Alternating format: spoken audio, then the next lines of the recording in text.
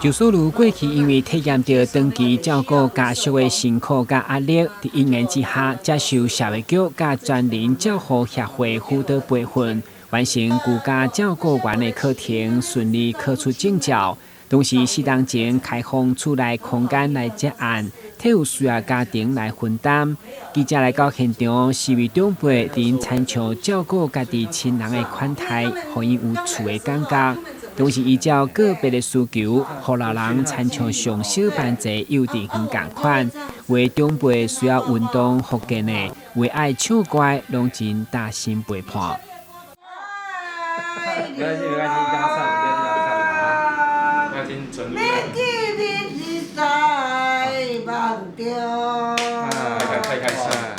这个环境上，他协助我们怎么去打造无障碍空间。好，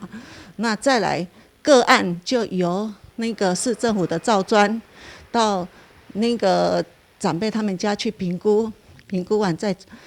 转介给我们，我们就后续的照顾就由我们跟家属他们去接洽。这个体系上，你除了照顾以外，你还要有一些音乐的治疗。那音乐治疗是我女儿，她是音乐老师，她给我的一些音乐动作，怎么去带他们唱，那个带动唱都是我女儿教我，我把这个带给长辈们欢乐。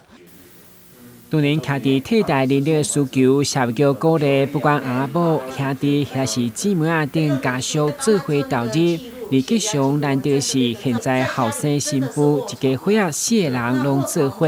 分别用音乐、用宠物陪伴以及健康饮食等特色来用心照顾，嘛互因适当落来得到社会局评鉴优等，市长亲自颁奖表扬。就是原本也是想说。就大学毕业之后当完兵回来就是去外面找工作啊，因为妈妈她是因为看着妈妈做这个长照啊，就是我也觉得说我也想要尝试看看，因为其实不瞒说去外面找工作也很辛苦啦，啊，既然同样都辛苦，想说在家里做这件试试看，然后就是看长辈他们的身体啊，就是很多的。就很不一样啊，然后就是从妈妈跟爸爸身上学习说怎么照顾这样子，就一些移位、备餐，或者是遇到一些什么特殊的问题，就是看要怎么解决这样子。